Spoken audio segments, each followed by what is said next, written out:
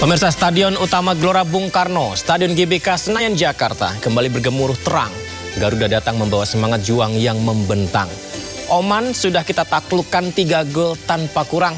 Kini Mozambik menghadang di laga yang diprediksi sengit dan menantang. Mampukah timnas Indonesia kembali membuat lawan pulang tumbang? Saya Yudi Handoyo, Anda menyaksikan Sindo Prime.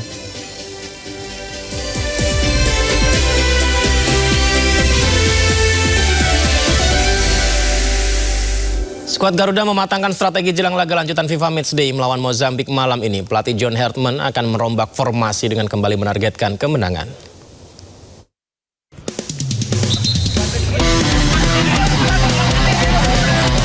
Skuad Garuda kembali menggelar latihan jelang laga kedua FIFA Matchday menghadapi Mozambik Selasa malam. Latihan dipimpin John Hertman dan disaksikan langsung Ketua Umum PSSI Erick Thohir. Rizky Ridho dan kawan-kawan mematangkan strategi dan mengasah permainan. Dari daftar pemain, Justin Hapner diketahui cedera, sementara lainnya termasuk Marcelino Ferdinand mengikuti sesi latihan.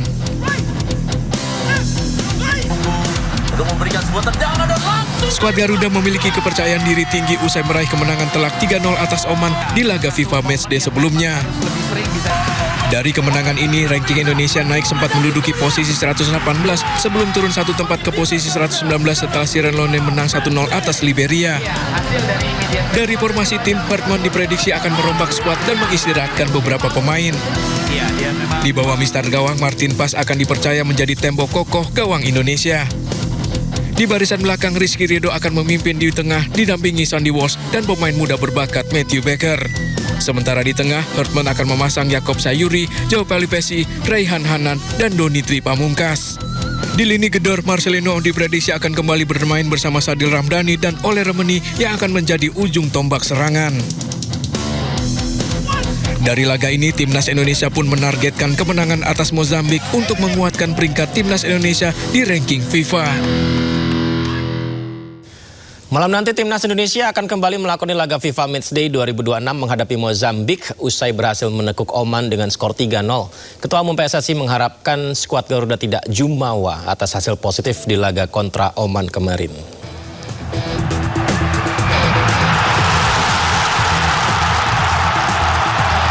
Usai menundukkan Oman dengan skor 3-0 pada 7 Mei lalu, timnas Indonesia akan kembali menjalani laga kedua pada FIFA Matchday 2026 kontra Mozambik yang kini menduduki peringkat 101 FIFA. Dalam sesi latihan jelang laga malam nanti, John Hertman akan tetap bermain dengan garis pertahanan cukup tinggi untuk ciptakan serangan habis-habisan tanpa melupakan kesulitan lini pertahanan. Dengan fleet formation yang diterapkan kontra Oman, diharapkan mampu kembali menghasilkan hasil positif di Gelora Bung Karno. Meski begitu, Ketua Umum PSSI Erick Thohir yang juga hadir dalam sesi latihan timnas tegaskan kepada skuad Garuda untuk tidak berpuas diri atas hasil kontra Oman. Yang penting lawan Mozambik ya kembali jangan underestimate ya. Kita sudah ngalahin Oman ranking 79. Terus Mozambik yang 100, kita merasa kita sudah, janganlah, kita mesti konsisten cari poin gitu. Tadi saya sampaikan dan saya rasa tim sangat fokus, Coach John juga sangat fokus lah. Mudah-mudahan kita jaga momentum ini untuk menuju nanti AFF, ya nanti FIFA ASEAN nanti lagi. Kan belum tahu, belum ada pengumuman apa-apa dari FIFA-nya, kita tunggu aja. Berdasarkan target yang ada, laga FIFA Matchday ini diharapkan mampu mendongkrak peringkat FIFA Indonesia dan juga sebagai persiapan agenda besar FIFA lainnya, yakni Piala Asia 2027 yang akan digelar di Arab Saudi. Pelatih timnas Indonesia John Hertman memanfaatkan FIFA Matchday kali ini mempersiapkan tim menghadapi target tahun ini yakni Piala Asia. Bringing countries like Oman, which was a big game for us and an important one, and Mozambique, again another test. These FIFA match days are really important to get us ready for the big goal, which is AFC this year. Ya, bismillah ya, semoga saja hasilnya kita bisa meraih kemenangan lagi. Nah, seperti apa antusiasme supporter untuk mendukung timnas tampil malam ini? Ada rekan saya di sana, Anissa Rizkia di Kompleks Stadion Utama Gelora Bung Karno Senayan, Jakarta. Halo Anissa, bagaimana antusias supporter jelang pertandingan Indonesia lawan Mozambik nanti?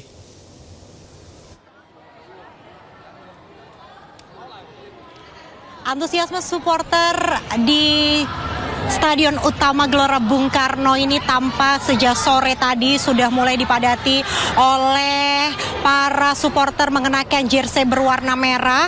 Dan malam hari ini 1 jam jelang FIFA Matchday 2026 juga tak henti-hentinya supporter terus berdatangan karena memang 35.000 tiket yang terjual habis. Itu artinya nanti 35.000 supporter akan memadati area Stadion Utama Gelora Bung Karno pada malam hari ini. Dan saya akan coba berbincang dengan salah satu, ini Kak, ternyata ada rombongan nih, Yudi dan juga pemirsa. Halo, boleh kenalan dulu nggak kakak-kakak ini namanya siapa? Elya. Aku Ata. Yaya. Nah, ini gimana tadi untuk mendapatkan tiket nonton timnas, susah nggak sih? Enggak sih ya, ini gampang sih ya kita, karena udah beberapa hari yang lalu juga. Berarti udah sering dong nonton timnas sebelumnya? Iya, ini kita udah ke berapa kali? 5 kali kayaknya. Banyak. Iya. Yang paling dinanti nih, aksi pemain timnas pada malam hari ini melawan Mozambik siapa aja? Kalau aku Marcelino. Apa tuh? Kan dia udah lama nggak main ya, hari ini kayaknya comeback.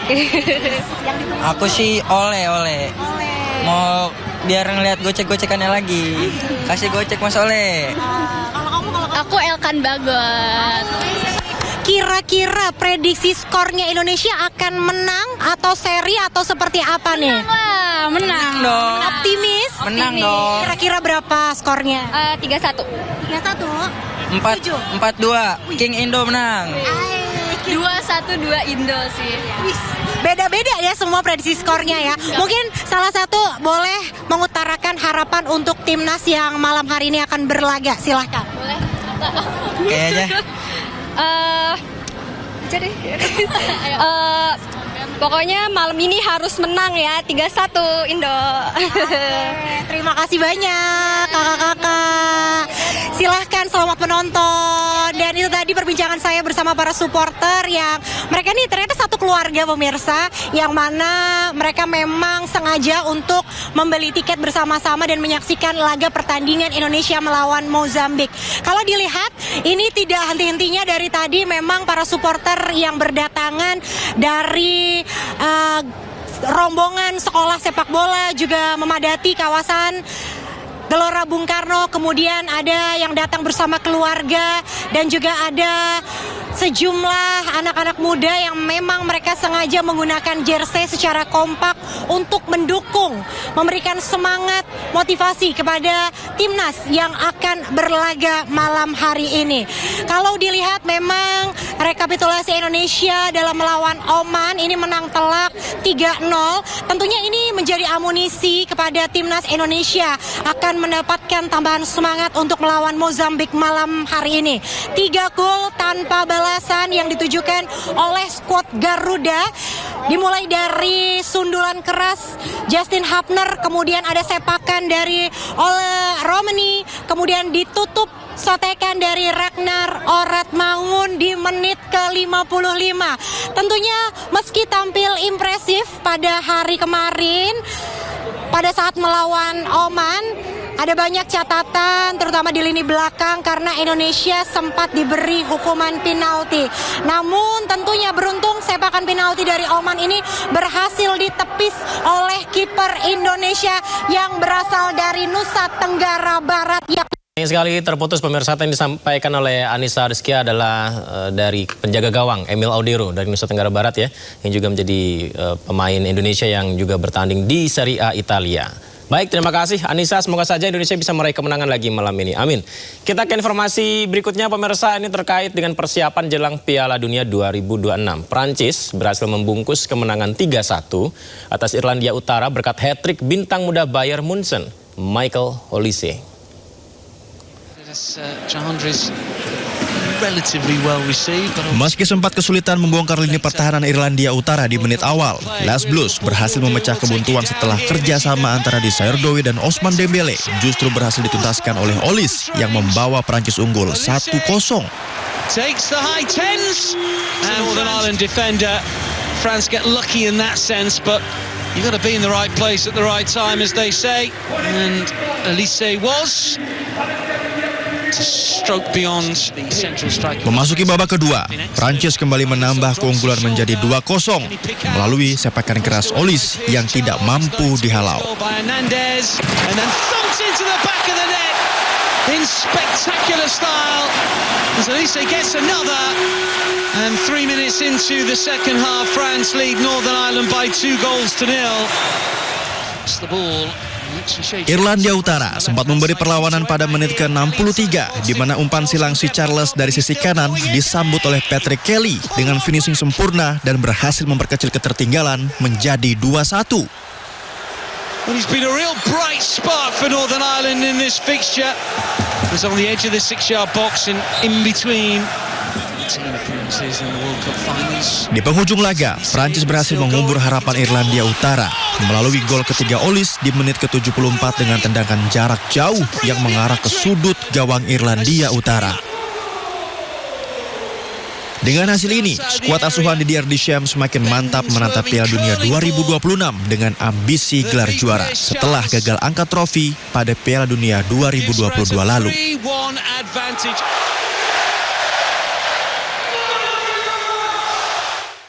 Ya, jelang Piala Dunia, sejumlah guru di Meksiko melakukan protes. Salah satu bentuk protes menjatuhkan patung-patung penyemarak Piala Dunia di sana.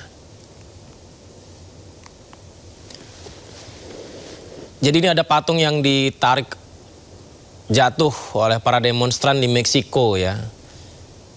Jadi yang menarik jatuh patung-patung ini adalah guru-guru di Meksiko. Guru-guru ini menuntut kenaikan gaji kepada pemerintah Meksiko, pemirsa. Jadi mereka ini protes. Anggaran Piala Dunia yang begitu besar tapi gaji guru ternyata masih belum layak. Belum ada kenaikan dan mereka bahkan mengancam akan mengusik jalannya turnamen jika pemerintah tidak mendengarkan keinginan para guru di Meksiko. Salah satu negara peserta Piala Dunia yakni timnas Swiss merilis lokasi latihan mereka. Uniknya pemirsa, lokasi pemusatan latihan mereka terletak di sekitar area penangkaran ular. Jadi beginilah rilis peta digital lokasi pelatihan timnas Swiss di Akademi Yahudi San Diego.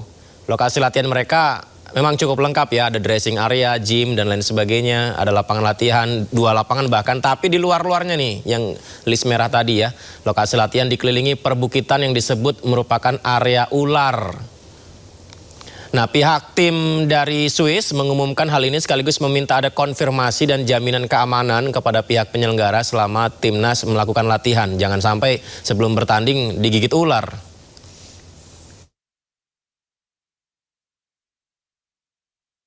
Ya, lain latihan Swiss, lain lagi tempat latihan Jepang selama Piala Dunia viral juga beredar di media sosial. Karena netizen menyoroti lapangan latihan Jepang mirip seperti di kampung-kampung di Indonesia.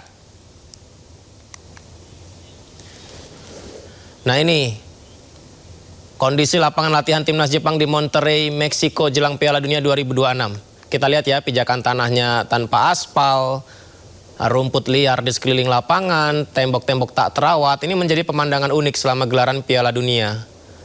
Lapangan latihan juga tidak dalam kondisi maksimal. Kita lihat pemain-pemain Jepang ini kayak ya main seperti tarkam ya. Padahal ini kan kelas Piala Dunia gitu ya. Dan atas rumputnya juga tidak bagus ya rumput lapangan latihannya. Dan atas kondisi ini Jepang kemudian memindahkan lokasi latihan mereka ke fasilitas El Barrial yang dinilai lebih baik dan aman untuk menunjang persiapan. Saya jadi ingat main bola waktu SMA kalau kayak gini. Padahal ini Piala Dunia loh.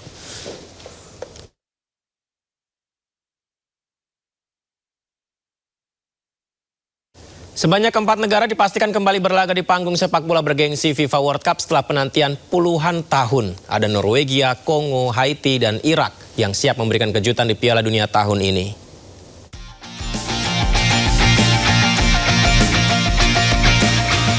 Sebanyak 4 negara dipastikan kembali berlaga di panggung sepak bola bergengsi FIFA World Cup setelah penantian puluhan tahun. Pertama, Norwegia. Mereka sudah absen Piala Dunia 28 tahun. Terakhir Norwegia bermain tahun 1998. Dan tahun ini, Norwegia mengandalkan pemain bintang nan tajam Erling Haaland. Terbukti, Haaland berhasil menjebol gawang Italia di babak kualifikasi.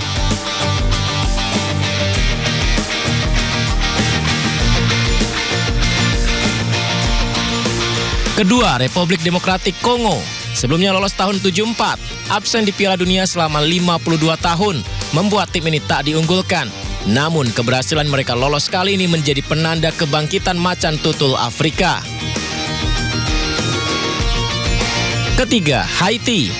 Terakhir bertanding di Piala Dunia tahun 74, meski tidak diunggulkan, saat ini Haiti menjadi juara grup di babak kualifikasi setelah menang dari Costa Rica dan Nicaragua, serta kalah dari Honduras.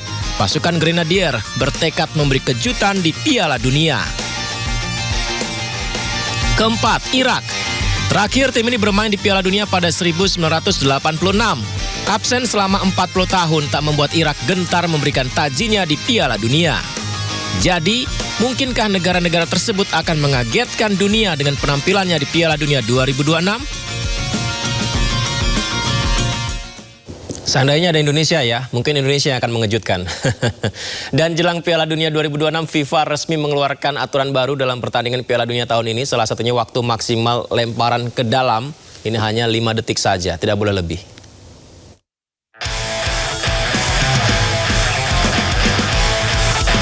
FIFA resmi menetapkan aturan baru jelang gelaran Pesta Akbar Sepak Bola Dunia tahun ini. Pertama, pemain dilarang menutup mulut saat terjadi konfrontasi. Jika dilakukan, pemain akan menerima kartu merah.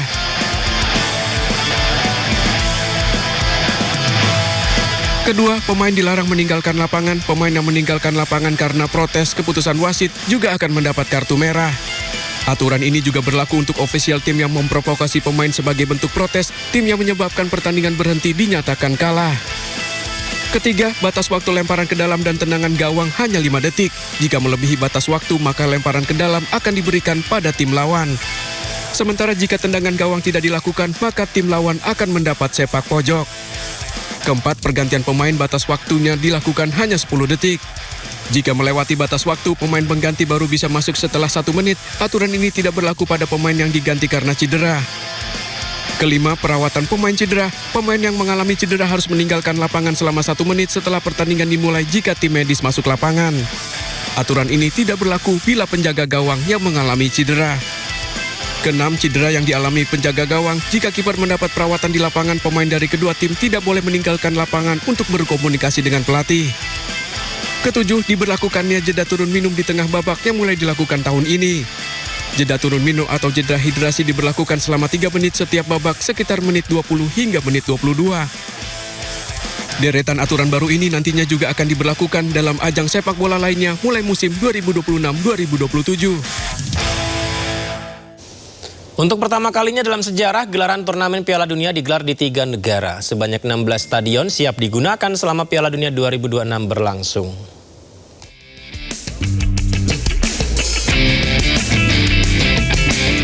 Kanada, Amerika Serikat, dan Meksiko berbagi tugas sebagai tuan rumah Piala Dunia 2026. Tuan rumah 3 negara ini adalah pertama kalinya sepanjang sejarah Piala Dunia. Sebanyak 16 stadion telah dipilih untuk menggelar pertandingan mulai dari babak penyisihan hingga partai final.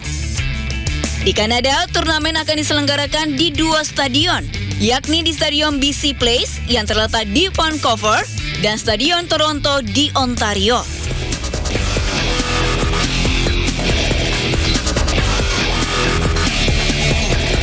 Amerika Serikat paling banyak menggelar turnamen. Sebanyak 11 stadion digunakan selama gelaran Piala Dunia. Di antaranya Stadion New York, New Jersey, Stadion Dallas yang memiliki kapasitas paling besar, serta Stadion San Francisco Bay Area. Selain itu, ada pula Stadion Miami yang biasanya digelar untuk konser-konser besar, Stadion Philadelphia, hingga Stadion Kansas City.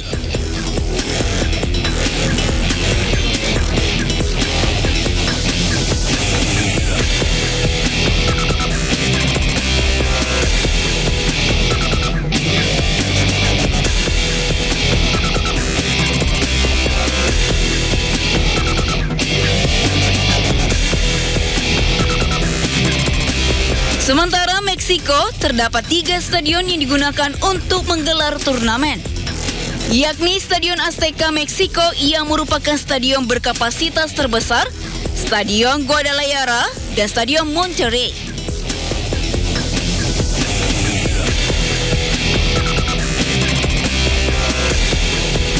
Ke-16 stadion dirancang secara spektakuler dan penuh perhitungan. Diharapkan para penonton bisa nyaman saksikan pertandingan selama turnamen berlangsung.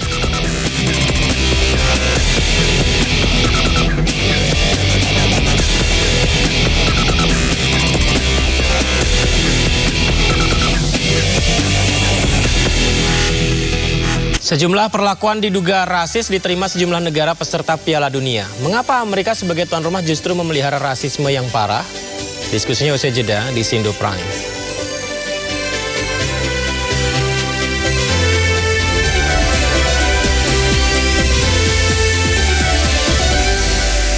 Di tengah antusiasme Piala Dunia, sejumlah perlakuan diduga rasis diterima sejumlah negara peserta Piala Dunia 2026. Mulai dari pemeriksaan yang terlalu ketat sampai larangan menonton pertandingan.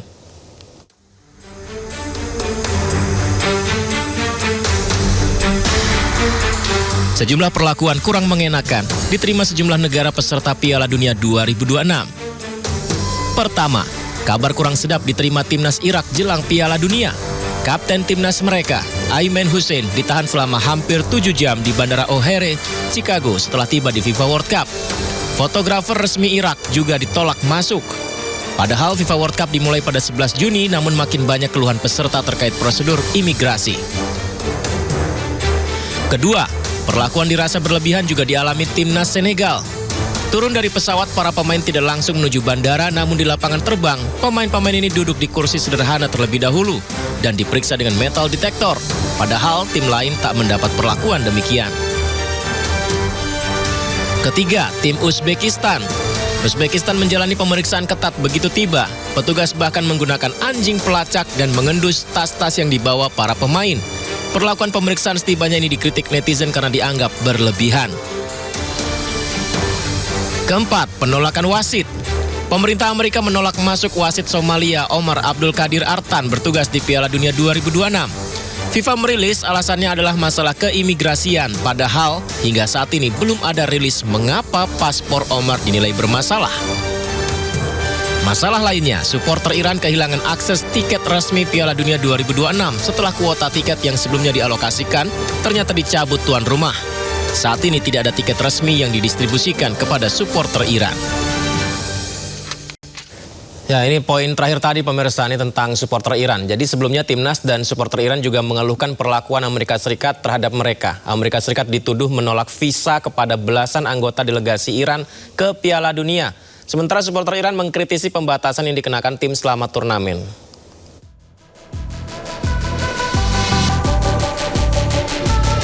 Keberangkatan tim Iran dari Turki ke Meksiko dibayangi ketegangan geopolitik dan perselisihan visa. Duta Besar Iran untuk Meksiko, Abul Fazl Pasadnideh, juga menuduh Amerika Serikat menolak visa kepada 15 anggota delegasi Iran yang akan berpartisipasi dalam Piala Dunia 2026.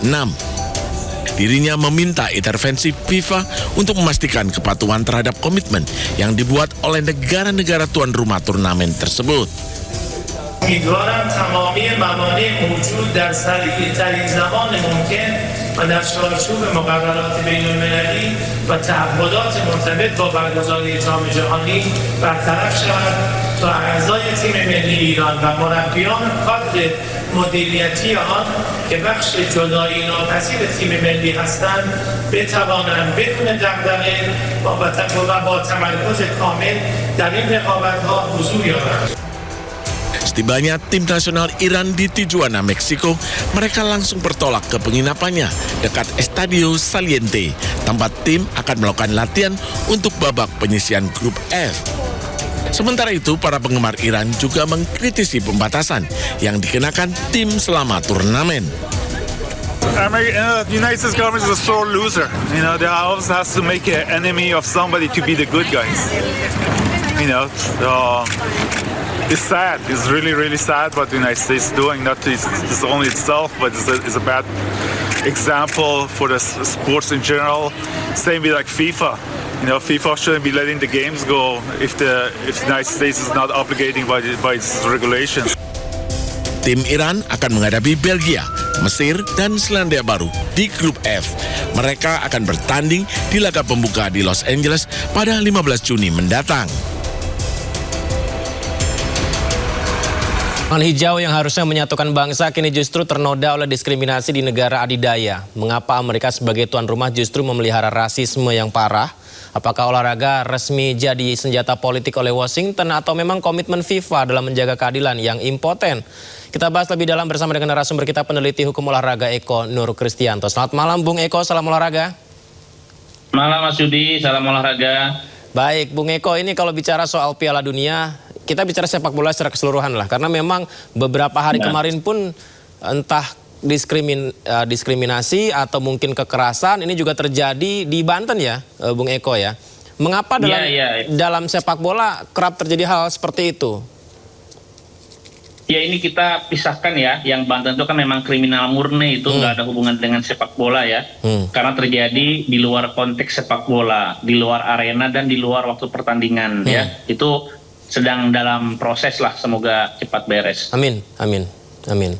Kalau begitu yang untuk di Piala Dunia 2026 Bung Eko, apakah tidak bisa kita pisahkan, ini memang masih ada kaitan dan juga bekas dari yang terjadi antara konflik Amerika, Iran, Israel, sehingga ini pun mau tidak mau terjadi di penyelenggaraan Piala Dunia?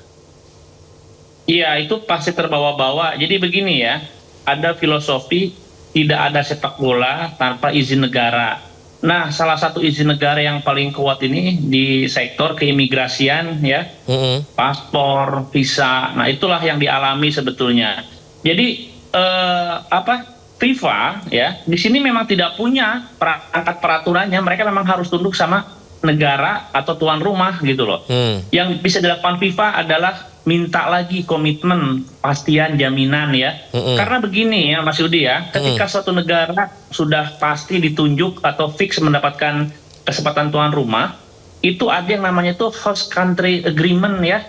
Jadi siap gitu, siap menyiapkan semua perangkat untuk mempermudah keberlangsungan event, termasuk diantaranya visa ya, visa. Lalu juga mungkin untuk masuk barang itu bea cukai segala macam ada kelonggaran itu pasti ya. Nah cuma kebetulan yang tadi disebutkan negara-negara yang memang negara-negara yang ada konflik dengan Amerika gitu. Apalagi kalau dalam keadaan normal pun kan visa ke Amerika tuh dikenal susah ya. Salah satu negara yang paling susah visanya itu Amerika gitu. Nah seharusnya di sini ya ini FIFA ya. Cuma FIFA nggak bisa menekan dengan keras ya. Yang bisa dilakukan hanyalah negosiasi diplomatik seperti itu. Gitu. Bung Eko, ini saya ingin memperlihatkan gambar ketika pemeriksaan, teman-teman bisa diputar lagi ya dari awal. Jadi di mana beberapa pemain dari negara-negara lain ya, ini juga hadir ke Amerika. Sebentar saya putar terlebih dahulu. Nah, pengecekannya itu termasuk juga ini kapten dari Irak, Ayman. Jadi Ayman ini kan sampai 7 jam dia diperiksa. Entah ini apakah ada kaitannya dengan namanya, apakah ada kaitannya dengan kultur hidupnya atau domisilinya, saya tidak mengerti. Dia sempat 7 jam, bahkan fotografer mereka ini dilarang untuk bisa datang di Amerika dan bertugas selama gelaran Piala Dunia. Selain Ayman juga ada Senegal. Nah ini pemain-pemain Senegal ketika tiba di Amerika mereka harus dicek dengan metal detector. Ini belum sampai ke dalam bandaranya loh nih Bung Eko. Di lapangan terbang. Itu tidak pantas seperti itu ya. Silakan. Jadi dalam olahraga ini luas ya, bukan cuma sepak bola ya. Ada di Olympic Charter ya, itu ada diatur tentang non diskriminasi berdasarkan asal negara dan juga ras gitu ya. Lalu juga diatur tentang equality, kesetaraan ya. Nah ini kan maksudnya negara-negara lain kan nggak seperti ini gitu loh. Ini jelas ada pelanggaran gitu ya. Tapi di sisi lain memang kewenangan FIFA, kalau misalkan Amerikanya bilang, oh ini terkait keimigrasian ini, atau ini hak kami untuk menyeleksi orang-orang yang masuk ke wilayah kami, itu nggak bisa, itu udah harga mati juga gitu. Jadi FIFA tidak memiliki kewenangan atau tidak bisa intervensi ya kepada negara-negara yang membatasi orang-orang untuk masuk ke wilayahnya. Tapi nih, tentu saja ini kan udah agreement tadi yang saya bilang ya, ada host country agreement gitu. Makanya setelah tadi saya simak, kalau si pemain Iran ya, itu memang kayaknya nggak mungkin kalau nggak dikasih FIFA ya. Tapi ketika disebutkan ada pejabat-pejabat terkait sama supporter, nah itu bisa jadi ya, bisa jadi ada pertimbangan lain ya. Tapi kalau untuk para pemain, saya pikir karena mereka pelaku utamanya ya, itu pasti dikasih visanya. Cuma ada pembatasan lagi. Tadi saya cek ya ke beberapa teman, ternyata timnas Iran memilih untuk memindahkan home base mereka ke Meksiko ya. Karena alasan kan visa ini kan sebetulnya kan tentang alasan kenapa kamu di wilayah kami gitu kan. Ketika alasannya adalah bertanding sepak bola, itu diartikan ya udah pas main aja. Nah, ini kan gila juga ya. Akhirnya mungkin untuk mobilisasi dan juga ketenangan biar nggak diusik-usik lagi, mereka hanya akan memasuki wilayah Amerika itu ketika match day ya, ketika waktu pertandingan. Ibaratnya kalau tandingnya di Indonesia, tapi nginepnya di Malaysia atau Singapura gitu ya, Bung Eko ya? Seperti itu ya. Gila dan sih ini itu. Nggak ideal lah ya. Ini nggak pantas lah sebetulnya ya. Tapi lagi-lagi kalau kita ngomongin relasi internasional, ini kan negara adidaya ya. Ini juga FIFA aja kan sebetulnya ya yang bisa dilakukan tadi saya bilang optimal ya diplomatik, negosiasi aja. Jangan lupa loh, FIFA ini adalah organisasi olahraga yang sampai digerebek sama FBI kan. Berani itu Amerika di saat negara lain tunduk sama FIFA sampai ampun-ampunan. Kalau Amerika berani itu nangkepin FIFA kan terkait suap bidding ya Piala Dunia beberapa tahun lalu kan. Artinya namanya daya tawar politis itu sulit dihindari gitu ya. Itu yang mau saya tanya. Berarti ketika FIFA menyatakan bahwa toleransi diutamakan, sepak bola diharapkan keluar dari politisasi, sepak bola diharapkan bisa menjadi membuat bersatu negara-negara, hal tersebut sulit diwujudkan di kenyataannya, fakta di lapangannya ya, Bung? Tampak langsung ini, belum juga main ya. Amin 1 berarti udah terjadi kasat mata ini. Baik, Bung Eko dan juga pemirsa, kita simak dulu informasi berikut ini tentang FIFA yang sempat tegas melarang rasisme dan diskriminasi tercantum dalam pasal 4 Statuta FIFA. Larangan diskriminasi ini meliputi beberapa aspek, pemirsa. Nah, ini FIFA larang diskriminasi, sudah diumumkan resmi. Beberapa aspeknya yakni ras, warna kulit, etnis, bangsa. Ras, warna kulit, etnis, bangsa.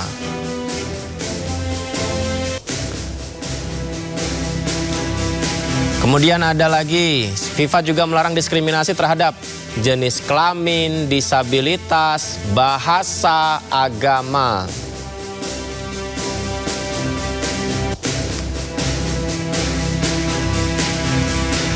Larangan diskriminasi lainnya, pandangan politik, kekayaan, status kelahiran, yang terakhir mungkin debatable ya, orientasi seksual.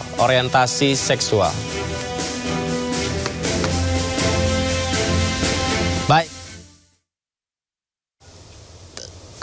Bung Eko, terlepas dari bagaimana kebijakan keimigrasian dari negara penyelenggara ya Bung Eko ya, tapi pada saat seorang pemain, supporter atau pejabat ataupun staf dari peserta Piala Dunia begitu, ini dipersulit karena mungkin entah dicurigai, dilihat dari namanya yang mungkin terafiliasi dengan kelompok-kelompok tertentu, atau dari warna kulitnya yang kelompok-kelompok tertentu begitu, atau dari rasnya begitu. Artinya ini sudah melanggar dari yang dilarang FIFA tadi kan Bung Eko? Betul ya. Jadi dalam hal ini ada persinggungan langsung ini ya, persinggungan antara kedaulatan negara Amerika ya, pemerintah Amerika terkait orang-orang yang bisa masuk ke wilayah teritori mereka. Tapi di sisi lain, ini FIFA juga berhak untuk mempertanyakan ya. Makanya mereka itu kan ketika jadi host ya, jadi penyelenggara kan sudah siap dengan ini. Dan yang tadi disebutkan itu aturan universal ya, bukan cuma FIFA yang punya. Itu Olympic Charter juga punya itu gitu. Anggaplah ini event Piala Dunia, terus kita di sisi lain ada event basket atau Olimpiade misalkan ya. Itu nilai-nilai tadi tetap berlaku gitu. Jadi ini Amerikanya nih, saya nggak tahu gimana ya memainkan hal-hal seperti ini gitu, di luar dugaan juga gitu. Karena kan ini vulgar ya, kasat mata ya. Ini kan ngerjain banget ini, dikerjain tuh lihat.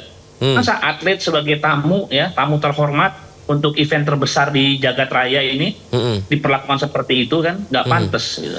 Ada juga yang Uzbekistan ini diperiksa, ada anjing pelacaknya di situ mengendus-ngendus tas-tas dari para pemain dan staf nih, Bung Eko.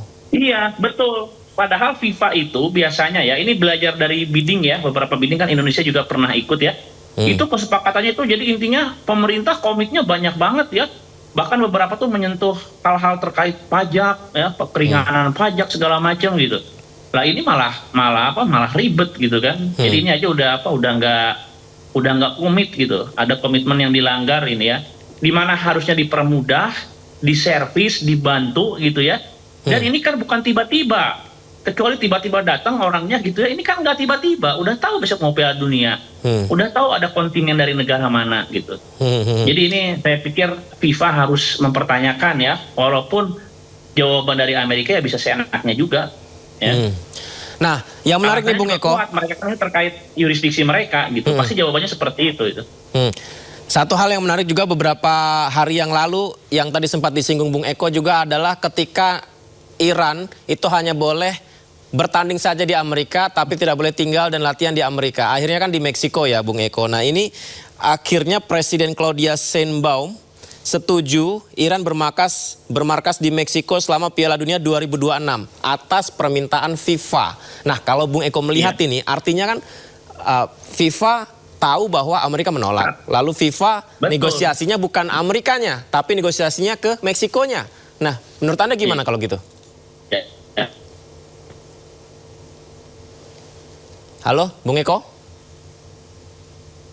Iya itu ya, akan oleh. Halo? Ya. Jadi alasan yang paling logis ya, yang diutarakan oleh negara penyelenggara itu pasti terkait keamanan negara mereka selama event gitu ya. Dan itu kayaknya FIFA susah ngebantah itu. Akhirnya itu mungkin jalan tengahnya ya. Tapi sekali lagi itu nggak pantas seperti itu tuh, nggak pantas gitu. Dan ini harus jadi evaluasi jelas ya. Jadi evaluasi ini hal kayak begini. Jadi FIFA harus mempertimbangkan juga situasi politik global akhirnya ya. Artinya kan tidak bisa dipungkiri ya bahwa ada politisasi tercampur di sini ya Bung Eko ya. Jelas ada ya. Hari ini kita melihat kasat mata gamblang. Nah kalau begitu Bung Eko, yang ramai netizen mancanegara juga sampaikan adalah gimana ya kalau misalnya nanti Amerika Serikat dan Iran bertemu entah di semifinal atau bahkan di final di Piala Dunia. Apa yang akan terjadi kalau itu terwujud? Ini kan pernah ketemu mereka ya di Piala Dunia 98 kalau nggak salah ya, pernah ketemu. Itu aja intrik di luar lapangnya luar biasa, media, terus juga pembahasan di luar sepak bola. Nah ini mungkin kita belum tahu lah ya skemanya, juga saya nggak berani membayangkan ya kalau mereka ketemu, tapi kita lihat aja lah. Nah di sisi inilah, di titik inilah kita sebagai pecinta olahraga kita lihat dulu aja, jangan mikirin masalah politiknya dulu, dah kita anggap aja nggak ada apa-apa ya, semua fairness. Kita lihat mereka berkompetisi gitu ya, walaupun H-1 kick off ada kendala seperti ini, tapi semoga semua bisa tetap jaga mood ya, para pemain-pemain terbaik di sana. Amin, amin. Baik, megang siapa Bung Eko di Piala Dunia 2026 ini?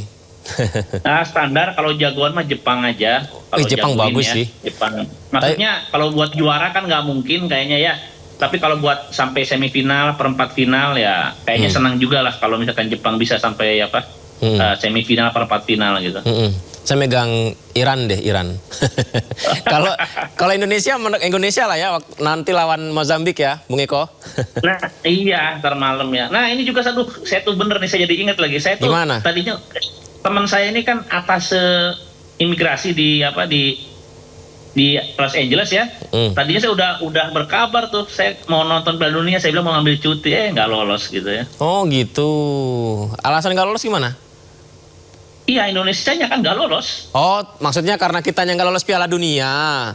Iya. Oh. Tadinya mungkin kalau Indonesia lolos, mungkin saya berangkat ya. Maksain lah kapan lagi ke Amerika gitu kan. Iya, alasannya kan nonton sepak bola bisa itu kan. Wih, saya merinding loh kalau Indonesia kemarin tuh benar-benar soalnya tinggal satu langkah lagi loh Bung Eko. Iya. Jadi Indonesia gagal itu momentum yang sulit diulangi lagi ya. Itu adalah titik terdekat ke event tertinggi sepak bola dunia. Nggak tahu kapan lagi kayak gitu. Tapi udah titik terjadi. Iya, titik terdekat di event sepak bola tertinggi. Nggak tahu lagi kapan lagi deh. Kemarin kita ngalahin Oman. Oman ternyata bisa menahan imbang Maroko. Bisa menahan peserta Piala Dunia.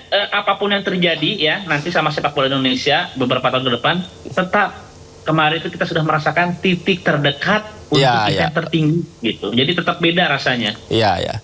Ya, ketika menang lawan Oman kemarin 3-0 kadang banyak di kepala tuh, ini kalau kayak gini harusnya kita bisa ke Piala Dunia gitu. Bisa, tapi ya gimana lagi lah. Karena sepak bola tidak pernah mengenal kata nyaris lolos, itu nggak ada. Ya. Kalau nggak lolos ya nggak lolos aja. Ya, jangan banyak alasan ya. Baik, Bung Eko terima kasih banyak ya. Sehat selalu ya. Nanti kalau saya ke Bandung saya bisa main-main ya Bung Eko ya. Sip. Aman. Atur nuhun Kang. Assalamualaikum. Ya, sami-sami. Pemirsa, kepolisian menggelar rekonstruksi dalam kasus kekerasan terhadap anak di daycare Little Aresa, Yogyakarta. Reka ulang nyaris diwarnai kericuhan saat para orang tua korban yang emosi mencoba memukul para tersangka yang didatangkan ke lokasi.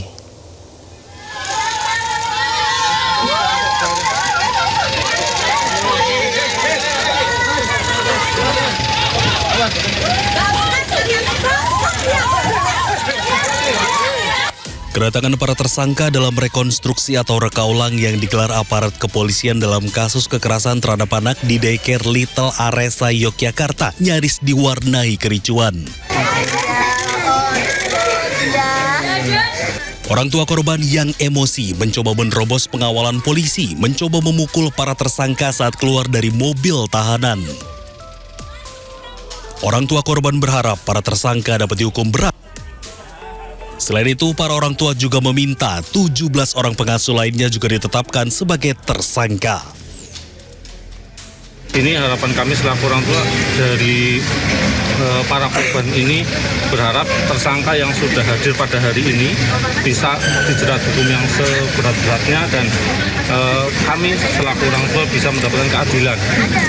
Khususnya di anak-anak kami yang masih sampai hari ini masih proses pendampingan secara psikologis, baik secara perilaku maupun secara sikap, baik itu perbuatan mungkin dari sikap anak-anak kami yang masih dalam proses pemulihan.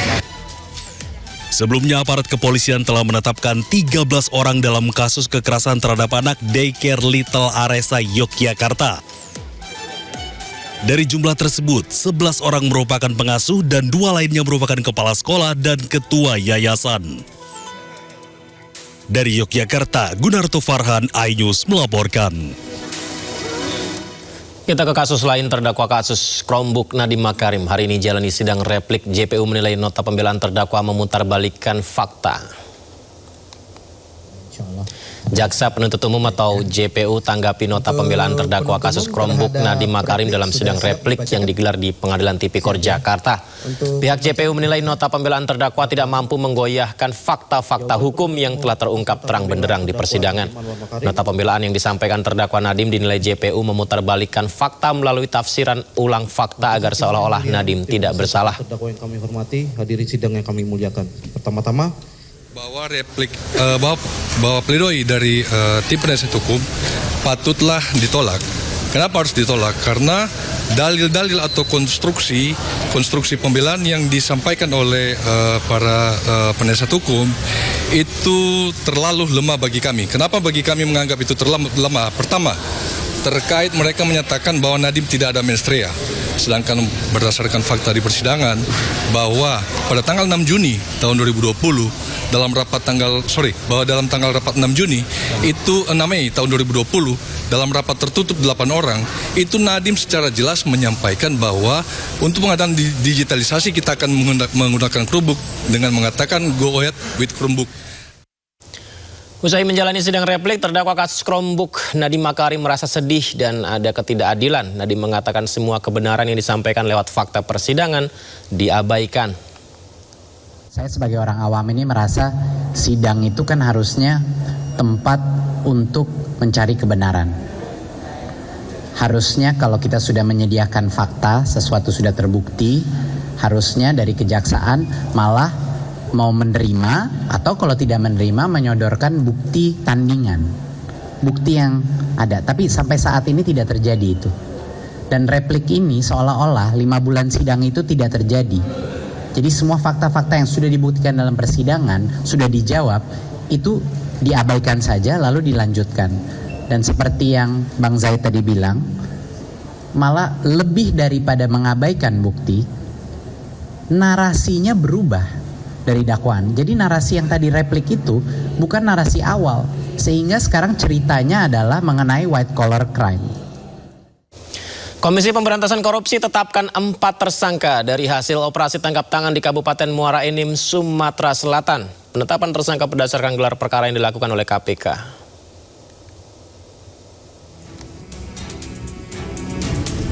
Bupati Muara Enim Edison tiba di gedung KPK Jakarta dengan pengawalan ketat petugas dan langsung masuk ke gedung Merah Putih untuk jalani pemeriksaan.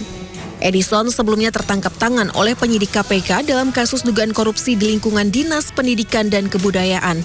Selain Edison, KPK juga mengamankan 9 orang lain, sementara 4 orang ditetapkan tersangka. Kemudian dari penyidikan tersebut, KPK juga sudah menetapkan pihak-pihak sebagai tersangka, di mana dalam penyidikan ini ditetapkan 4 orang sebagai tersangka.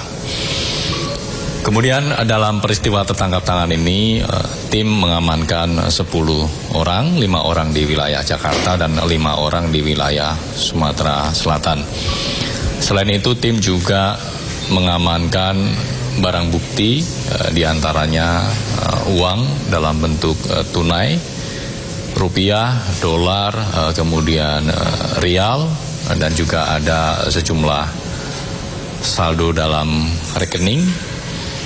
Karena memang beberapa rekening ini diduga digunakan sebagai penampungan terkait dengan dugaan penerimaan yang dilakukan oleh para oknum di pemerintah Kabupaten Muara Enim dari para pihak swasta, sehingga dilakukan pengamanan terhadap saldo-saldo dalam rekening tersebut. Total sekitar hampir 2 miliar yang diamankan oleh tim dalam rangkaian peristiwa tertangkap tangan ini. Sebelumnya, tim penyidik KPK menyegel sejumlah ruangan di lingkungan pemerintah Kabupaten Muara Enim, Sumatera Selatan. Selain itu, rumah dinas Bupati Muara Enim juga turut disegel penyidik. Tim Liputan iNews melaporkan. DPR resmi mengesahkan RUU Polri menjadi undang-undang. Salah satu poin penting yang diatur dalam Undang-Undang Polri baru adalah anggota Polri aktif bisa menduduki jabatan di institusi sipil. Pemerintah dan DPR menyepakati anggota Polri aktif tetap dapat menduduki jabatan di luar institusi kepolisian. Jadi selain jabatan yang berkaitan langsung dengan fungsi kepolisian, anggota Polri juga bisa ditempatkan di kementerian atau lembaga atas permintaan instansi terkait. Jadi selain itu substansi penting yang disepakati dalam RUU Polri adalah perubahan batas usia pensiun anggota polisi. Di aturan baru, Tamtama dan Bintara punya batas usia pensiun paling tinggi 59 tahun. Itu Tamtama dan Bintara ya, 59 tahun. Sementara perwira pertama, perwira menengah, perwira tinggi punya batas usia pensiun paling tinggi 60 tahun. Adapun bagi perwira tinggi bintang 4, usia pensiun ditetapkan paling tinggi 60 tahun dan dapat diperpanjang selama 1 tahun kalau di posisi perwira tinggi bintang 4. Ya, sementara dalam aturan sebelumnya seluruh anggota Polri punya batas usia pensiun itu paling tinggi 58. Usianya 58 tahun tanpa membedakan jenjang kepangkatan. Tapi di Undang-Undang Polri baru ini ada perbedaan jenjang kepangkatan ya. Usia pensiun paling tinggi 60 tahun. Yang berikut itu adalah mengenai penugasan Polri di luar struktur yang kita akan kembalikan kepada apa yang dibunyikan dalam Undang-Undang Dasar 1945 pasal 30 ayat 4 bahwa memang tugas Polri itu ada 3. Yang pertama adalah Harkamtipmas, jadi pemeliharaan ketertiban masyarakat. Yang kedua adalah perlindungan dan pelayanan terhadap masyarakat, dan yang ketiga adalah penegakan hukum. Itu yang kemudian kita rincikan pada bidang-bidang itu yang bisa sekali lagi dapat ditempatkan anggota Polri di situ. Dan berikut 8 poin utama dalam Undang-Undang Polri yang baru disahkan, pemirsa. 8 poin utama Undang-Undang Polri. Yang pertama, penegasan arah transformasi Polri yang profesional, transparan, integritas. 2, penguatan fungsi pengawasan dan keterbukaan teknologi informasi. 3, jaminan netralitas anggota Polri dan sistem pembinaan karir. 4, peningkatan kualitas pelayanan pelindungan masyarakat penegakan hukum. 5, pengaturan lebih ketat terkait penugasan anggota Polri di luar institusi. 6, penataan sistem pensiun yang lebih terukur. 7, penguatan kurikulum berbasis HAM, demokrasi dan pendekatan humanis. Kemudian 8, penguatan fungsi dan kedudukan Kompolnas sebagai lembaga pengawas internal Polri.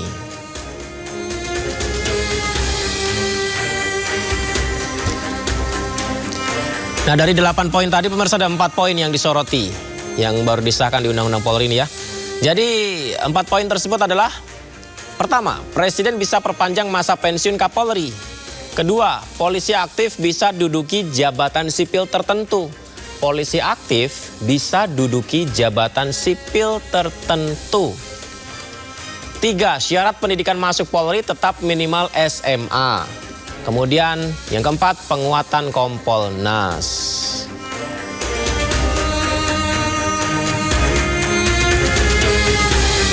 Baik, semoga saja bisa mendorong tugas kepolisian Indonesia semakin baik ya.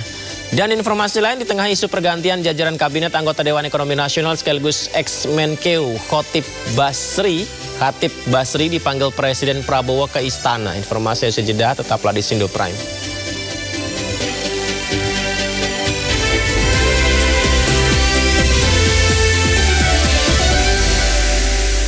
Presiden Prabowo Subianto memanggil anggota Dewan Ekonomi Nasional Khatib Basri ke Istana Kepresidenan Jakarta Selasa sore.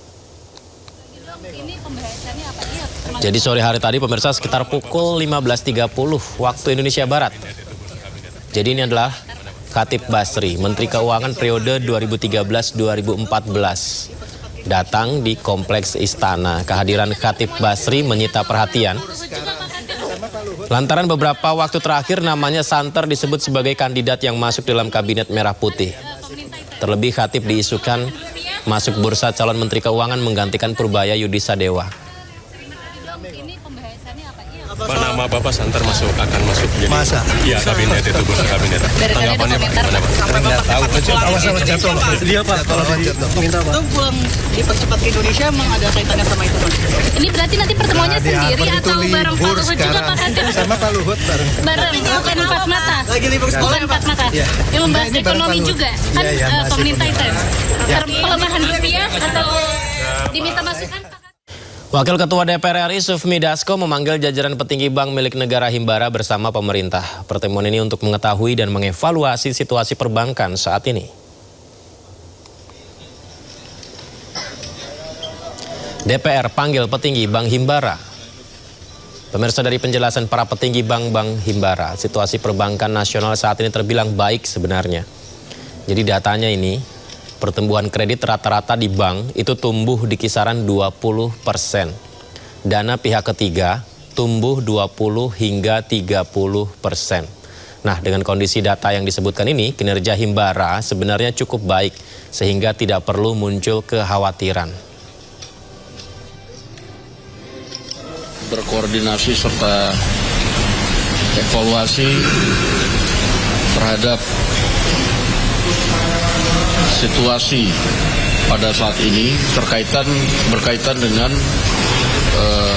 situasi perbankan di tanah air, di mana kami sudah kemudian mendapatkan informasi dari teman-teman. Di sebelah saya ada Pak Putrama selaku Ketua Himbara, kemudian ada Pak Ridwan dari Bank Mandiri, sebelah kiri ada Pak Eri Gunadi sebagai Ketua Perbankan Nasional. Kita kemudian tadi banyak bertukar pikiran mengenai situasi baik dari Himbara maupun Perbankan Nasional pada saat ini, yang berdasarkan hasil diskusi perkembangannya sangat bagus.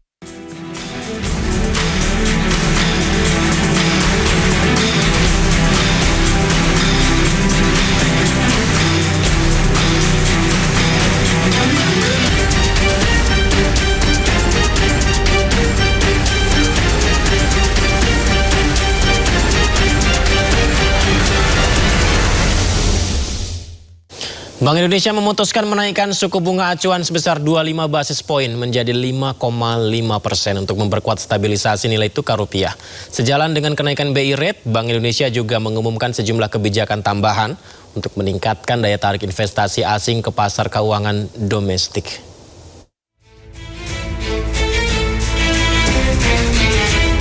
Bank Indonesia memutuskan menaikkan suku bunga acuan atau BI Rate sebesar 25 basis poin menjadi 5,50%. Keputusan tersebut diambil dalam rapat Dewan Gubernur Mingguan BI. Selain menaikkan BI Rate, BI juga mengerek suku bunga deposit facility sebesar 25 basis poin menjadi 4,50% dan suku bunga lending facility sebesar 25 basis poin menjadi 6,25%. Dalam keterangan resminya, Kepala Departemen Komunikasi BI Ramdan Denny Prakoso mengatakan kenaikan suku bunga tersebut merupakan langkah lanjutan untuk memperkuat stabilisasi nilai tukar rupiah di tengah meningkatnya gejolak global akibat perang di Timur Tengah. Kebijakan tersebut juga merupakan langkah preemptif untuk menjaga inflasi tahun 2026 dan 2027 tetap berada dalam kisaran sasaran 2,5% plus minus 1% yang ditetapkan pemerintah. Kenaikan BI Rate juga ditujukan untuk meningkatkan imbal hasil instrumen keuangan domestik guna menarik aliran masuk investasi portofolio asing. Sejalan dengan kenaikan BI Rate, Bank Indonesia juga mengumumkan sejumlah kebijakan tambahan untuk meningkatkan daya tarik investasi asing ke pasar keuangan domestik. Di antaranya menaikkan struktur suku bunga sekuritas rupiah Bank Indonesia untuk seluruh tenor 6 bulan, 9 bulan, dan 12 bulan. Memberikan insentif berupa penurunan biaya swap lindung nilai bagi investor asing sebesar 10%, membuka kembali window lelang instrumen repurchase agreement tenor 3 bulan, 6 bulan, 9 bulan, dan 12 bulan bagi perbankan, serta meningkatkan intensitas operasi moneter baik dalam rupiah maupun valuta asing. BI meyakini koordinasi kebijakan fiskal dan moneter yang semakin erat akan memperkuat stabilitas makroekonomi dan menjaga ketahanan ekonomi Indonesia di tengah ketidakpastian global yang masih tinggi. Sementara itu, Otoritas Jasa Keuangan melaporkan kredit perbankan tumbuh sebesar 9,98% pada April 2026. Berdasarkan jenis penggunaan, kredit investasi tumbuh tertinggi yaitu sebesar 19,48%.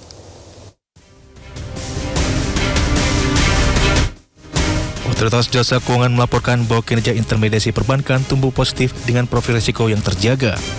Pada April 2026, kredit tumbuh sebesar 9,98% secara tahunan, menjadi Rp8.755 triliun.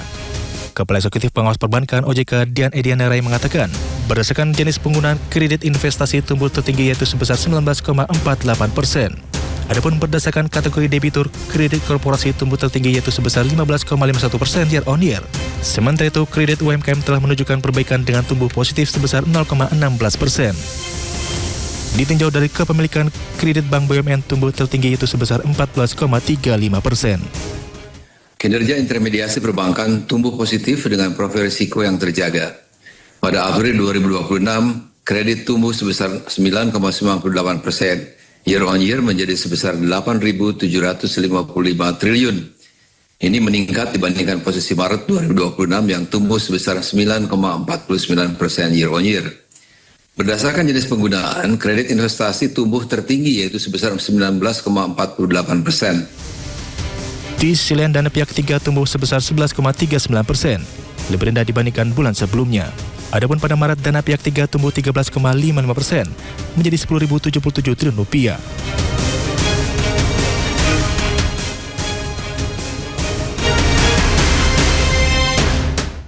OJK juga mencatat utang masyarakat Indonesia di layanan pinjaman online mencapai Rp102 triliun lebih per April 2026. Meski terus bertumbuh, tingkat resiko kredit macet industri pinjol di level 4,62%.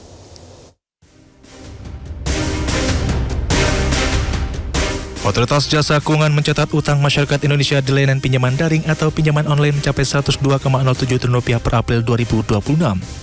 Nilai tersebut tumbuh 26,11% dibandingkan secara tahunan. Kepala Eksekutif Pengawas Lembaga Pembiayaan Perusahaan Modal Ventura, Lembaga Keuangan Mikro, dan Lembaga Jasa Keuangan lainnya OJK Agusman mengatakan, meski terus tumbuh, tingkat risiko kredit macet industri pinjol di level 4,62%. Angka tersebut tercermin dari tingkat wan prestasi lebih dari 90 hari atau TWP 90. Sementara itu, pada industri pinjaman daring, atau Pindar, outstanding pembiayaan pada April 2026 tumbuh 26,11% year on year dengan nominal sebesar 102,07 triliun rupiah. Tingkat risiko kredit macet secara agregat atau TWP 90 tercatat di posisi 4,62%. Selain pinjol, OJK mencatat piutang pembiayaan perusahaan pembiayaan atau multifinance mencapai 514,6 triliun rupiah pada April 2026 atau tumbuh 2,08% secara tahunan.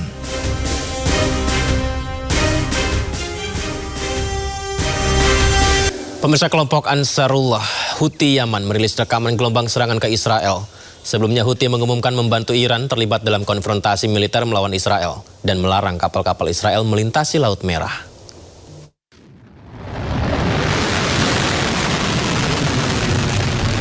Gelombang serangan rudal diluncurkan kelompok Ansarullah Houthi Yaman. Serangan rudal Houthi menargetkan Israel. Houthi sebagai kelompok proksi Iran mengumumkan membela Iran untuk konfrontasi militer dengan Israel. Keputusan ini diambil Houthi setelah Iran saling serang dengan Israel akibat Israel melanggar gencatan senjata membombardir Lebanon. Houthi pun mengumumkan melarang kapal-kapal Israel dan perusahaan yang terafiliasi melintasi Laut Merah dan Selat Bab el-Mandeb.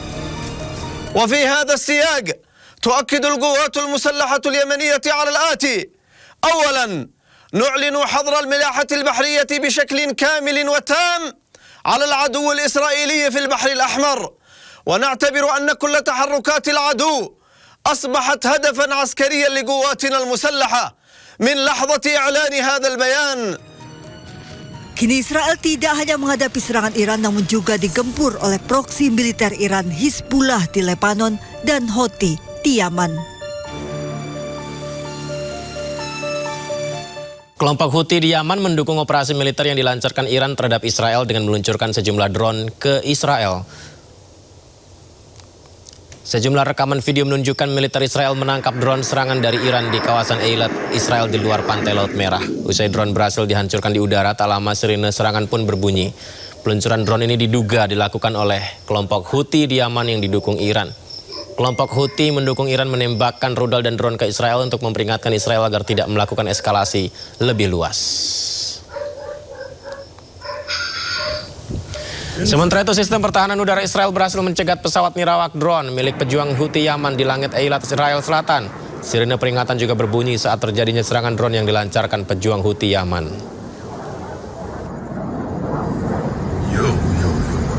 Sejumlah pesawat tanker pengisian bahan bakar milik Amerika Serikat bersiaga di Bandara Ben Gurion. Keberadaan pesawat ini untuk memberikan tekanan kepada Iran. Sejumlah pesawat militer milik Amerika Serikat masih berada di Bandara Ben Gurion. Pesawat ini bersiaga setelah Israel dan Iran kembali saling serang. Pesawat-pesawat ini diyakini sebagai pesawat tanker pengisian bahan bakar udara Angkatan Udara Amerika Serikat termasuk Boeing KC-135. Sementara itu pesawat tempur Amerika Serikat berada di pangkalan militer yang lebih aman. Bandara Ben Gurion dipenuhi oleh pesawat milik Amerika Serikat di mana Kepala Otoritas Penerbangan Sipil Israel Shmuel Zakai sempat memperingatkan Menteri Transportasi Miri Regev bahwa Ben Gurion beroperasi seperti layaknya pangkalan militer dan bukan bandara sipil.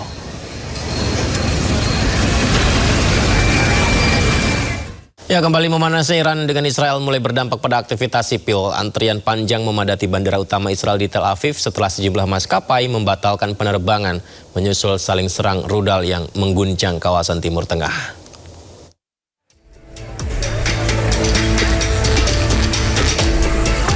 Antrian panjang terlihat di Bandara Ben Gurion, Tel Aviv. Setelah meningkatnya ketegangan antara Iran dan Israel memicu gangguan pada operasional penerbangan internasional. Ratusan penumpang memenuhi area check-in, sementara sejumlah keluarga tampak menyambut kerabat yang baru tiba di tengah situasi keamanan yang tidak menentu. Sejumlah penumpang yang tiba dari Amerika Serikat mengaku mengalami kepanikan selama penerbangan setelah muncul laporan mengenai serangan rudal Iran ke wilayah Israel. Bahkan seorang penumpang menyebut lebih dari 10 calon penumpang memilih membatalkan perjalanan mereka setelah sirine peringatan berbunyi. It was very difficult. A lot of people come in very, very bad situation. A lot of women, they want to go out of the plane. So we stay more for half an hour until we know what's going on.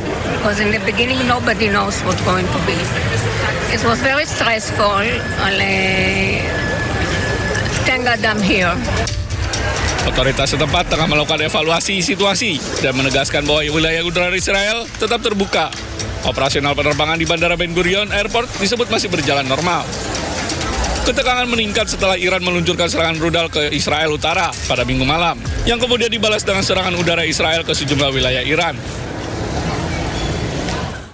Pemirsa, Iran melancarkan serangan drone besar-besaran yang menargetkan pangkalan-pangkalan Amerika Serikat di wilayah Kurdistan Irak. Beberapa drone diarahkan ke daerah sekitar Zoran dan Khalifan di sebelah timur Erbil. Pertahanan udara Amerika Serikat mencegat sebagian besar drone-drone ini, pemirsa.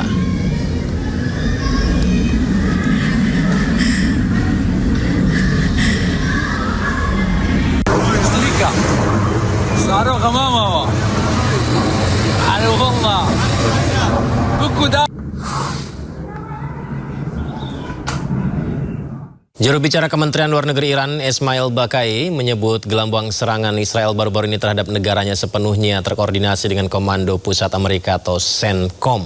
Ismail menambahkan bahwa agresi yang berulang mempengaruhi proses diplomatik. ما به هیچ عنوان نمیتوانیم اجازه بدهیم که رژیم صهیونیستی یا آمریکا با سوء استفاده از وضعیت کنونی تعرضاتشون رو هر روز تکرار بکنند، دامنش رو گسترده بکنند و صرفاً به یک بیانیه کلی اکتفا بکنند که ما کماکان با آتش بس متحد هستیم. آتش بسی که به صورت مستمر و مکرر دارن نقض میکنند و لذا نیروهای مسلح ما، دستگاه دیپلماسی، همه ارکان ملت ایران، جمهوری اسلامی ایران آماده مواجهه با هر وضعیتی هستند برای صیانت از امنیت و منافع ملی کشور. Presiden Amerika Serikat Donald Trump mengklaim pihaknya akan menyatakan kemenangan total atas Iran dalam 2 pekan ke depan. Trump mengeluarkan pernyataan tersebut hanya beberapa jam setelah Iran dan Israel sepakat menghentikan eskalasi kekerasan terburuk sejak berlakunya gencatan senjata pada April lalu. Trump menyebut kemenangan bagi Amerika Serikat atas Iran akan segera terjadi. Dengan kemenangan tersebut, Trump optimis harga minyak mentah dunia akan kembali turun. Adapun ketegangan di Timur Tengah meningkat tajam sejak hari Minggu lalu ketika Israel membombardir ibu kota Lebanon, Beirut. Israel tetap menyerang Lebanon padahal gencatan senjata tengah berlangsung dan negosiasi juga berjalan antara Amerika dan Iran. Langkah itu mendorong Iran untuk melakukan balasan serangan Israel ke Lebanon dengan meluncurkan rudal ke wilayah utara Israel, dan serangan Iran justru memicu gelombang serangan Israel ke Iran lagi.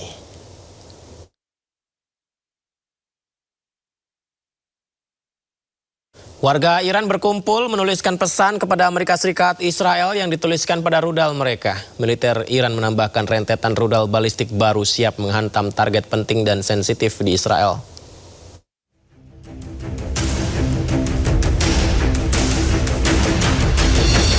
Ribuan warga Iran berkumpul untuk menyampaikan pesan kepada musuh Israel dan Amerika.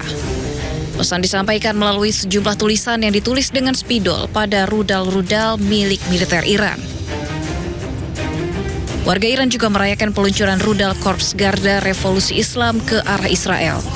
Juru bicara Korps Garda Revolusi Islam Ibrahim Zulfagari mengatakan bahwa Iran telah meluncurkan rentetan rudal balistik baru terhadap target-target penting dan sensitif di Israel. همانطور که وعده داده بودیم عمل کردیم. نیروهای مسلح مقتدر جمهوری اسلامی ایران، اهم از سپاه پاسداران انقلاب اسلامی و ارتش جمهوری اسلامی ایران ثابت کردند که در اوج آمادگی‌های دفاعی و هجومی به آنچه گفته می‌شود با سرعت عمل و دقت بالا اقدام نموده و دشمنان آمریکایی و صهیونیستی را از کرده خود پشیمان می‌کنند. فرود نخواهند آورد و در صورت تداوم تجاوز و شرارت با شدت بیشتری با آنها برخورد خواهد. Praktik menulis pesan pada rudal oleh warga Iran merupakan simbol solidaritas dan propaganda anti-Amerika serta anti-Israel. Selain itu, rudal juga bertuliskan ucapan terima kasih kepada negara-negara yang dianggap bersimpati atau mendukung sikap Iran dan juga tulisan untuk mengenang para korban jiwa yang gugur akibat serangan AS Israel. Warga Gaza bersorak saat misil Iran meluncur di langit Palestina menuju Israel. Serangan Iran itu sebagai respon terhadap agresi Israel.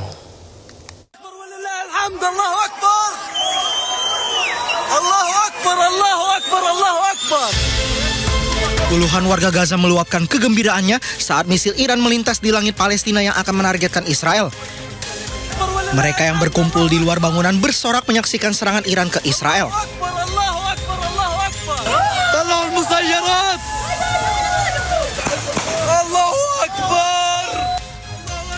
Warga Gaza lainnya yang tinggal di pengungsian juga bersorak merayakan peluncuran rudal Iran ke Israel. Sambil bertakbir, mereka terus mengungkapkan kegembiraannya.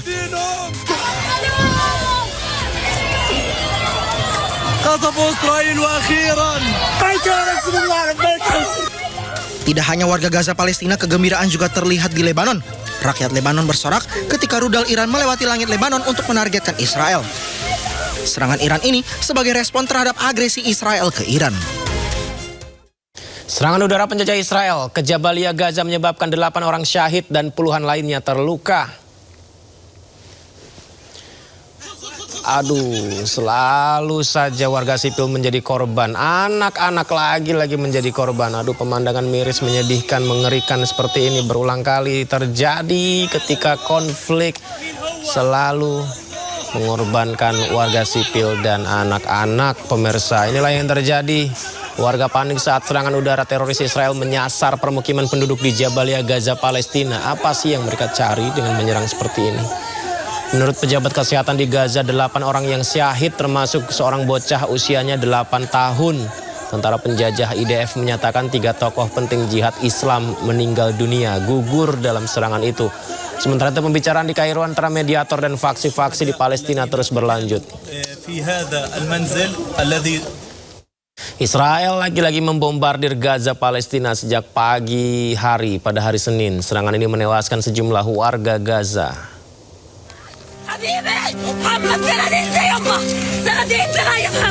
Seorang ibu tak kuasa melepas kepergian putranya yang tewas akibat serangan Israel di Gaza, Palestina. Sambil histeris, ia terus memegangi jenazah putranya yang berusaha dievakuasi sejak Senin pagi. Israel terus membombardir wilayah Gaza.